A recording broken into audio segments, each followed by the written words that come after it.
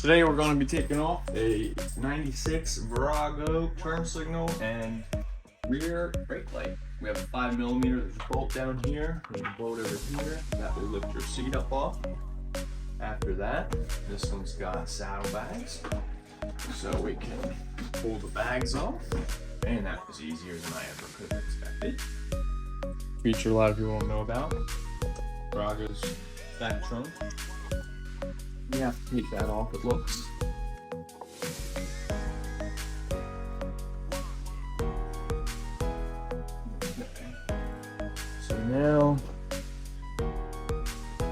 Now we come in here. Right there's our turn signal bolt. We got the matching aftermarket. It's like 15 bucks. Link in the description for both of them, a pair. I'm gonna go ahead and put this new one on, and then you gotta follow the wire, which here's the wire. It runs. It's this one here. This wire here is the turn signal. So we'll unplug it here, we'll plug the new one in, and call it a day.